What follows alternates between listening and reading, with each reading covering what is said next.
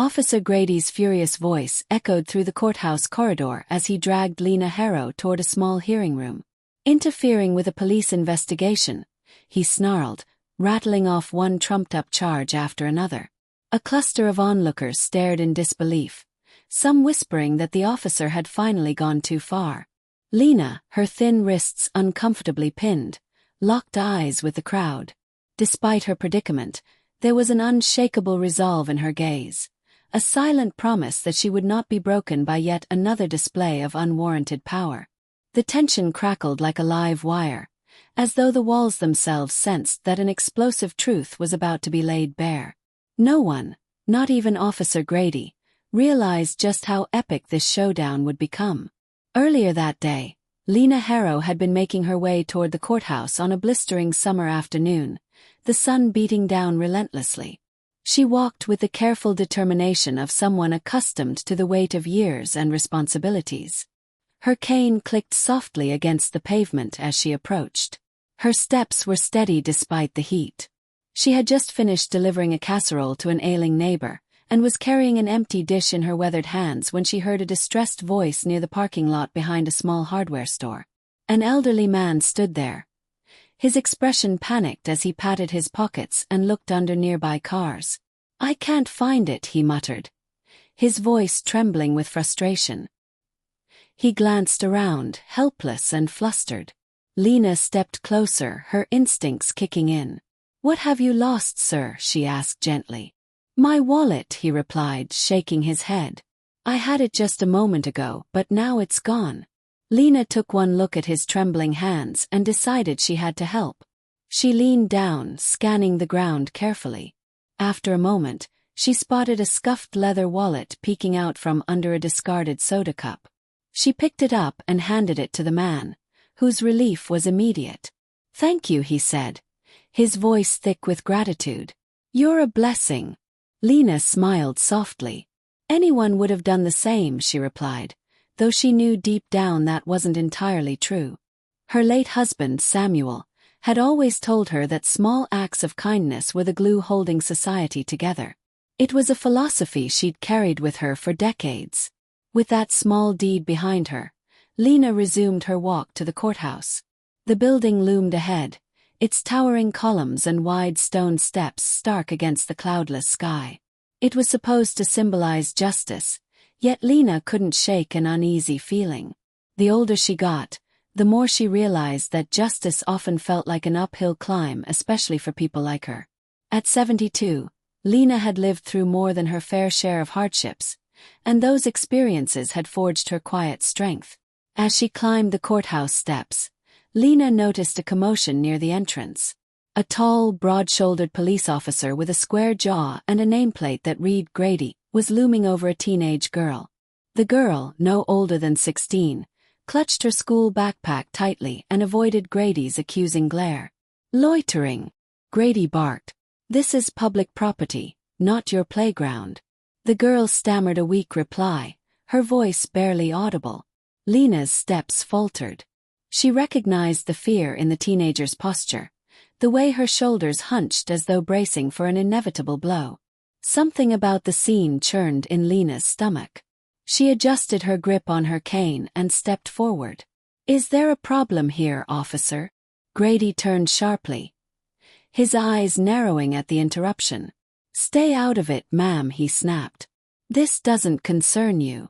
Lena's gaze didn't waver. "She's not doing anything wrong. This is a public building. She has every right to be here." Grady's lips curled into a sneer.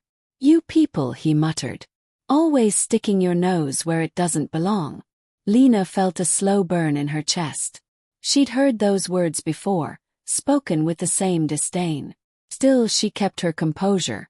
"She's just a child," Lena said evenly. "Let her go." Grady's grip on the girl's backpack slackened for just a moment, and the teenager took her chance, darting away into the crowd of onlookers that had gathered nearby. Furious, Grady turned back to Lena, his face red with anger. "You want to interfere?" "Fine," he growled, seizing Lena's arm in a vice-like grip. "You can explain yourself inside." Gasps rippled through the crowd. A few people protested, but no one stepped forward to stop him. Lena's heart thundered in her chest, but she forced herself to stay calm. "I have nothing to hide," she said quietly. Grady dragged her through the courthouse doors, his boots echoing on the marble floors. The air inside was cooler, but the stares of curious onlookers made it no less oppressive. A few recognized Grady and muttered among themselves. His reputation preceded him, it seemed. Lena was ushered into a small hearing room. The space wasn't crowded, but the few people present formed a tense, expectant audience.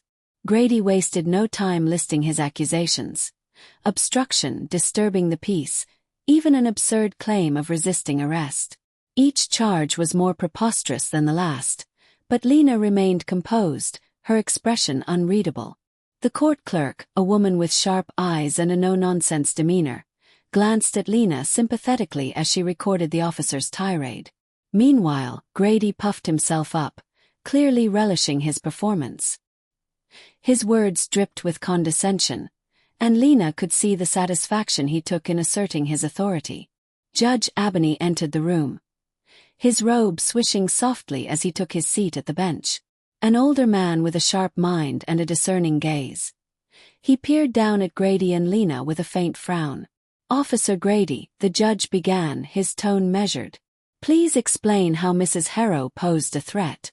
Grady launched into an exaggerated account, painting Lena as an aggressive instigator who had hindered his ability to perform his duties. His tale was so outlandish that Lena almost laughed, but she kept her expression neutral.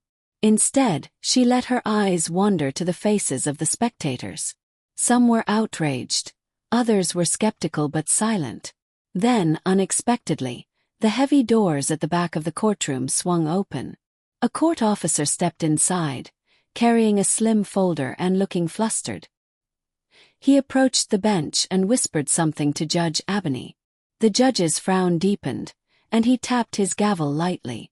"We will take a brief recess," he announced.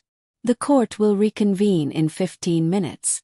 Whispers filled the room as people speculated about what new information had surfaced. Lena remained seated, her hands folded neatly in her lap, while Grady paced near the prosecution's table, his confidence undiminished. When the hearing resumed, the tension in the room was palpable. Judge Abney regarded Grady with a cool expression before turning his attention to Lena. "Mrs. Harrow," the judge said, "you may speak." Lena straightened in her seat. Her voice steady but resolute, she began. "Your Honor, there's been a misunderstanding. I intervened to protect a young girl from undue harassment, not to obstruct justice. I've spent my life upholding the law, not breaking it."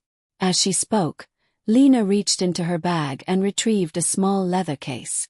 She opened it to reveal a badge. A collective gasp rippled through the room.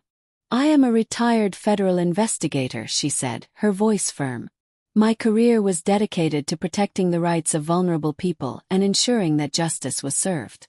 That girl did nothing wrong." Officer Grady's actions were not only unprofessional, but also deeply troubling. Grady's face turned ashen. He opened his mouth to protest but found no words. Judge Abney's expression darkened as he reviewed the documents in the folder the court officer had delivered. "Officer Grady," the judge said, his voice heavy with authority, "your behavior raises serious concerns. This court will not tolerate the abuse of power, especially not in this building, where justice must be upheld above all else.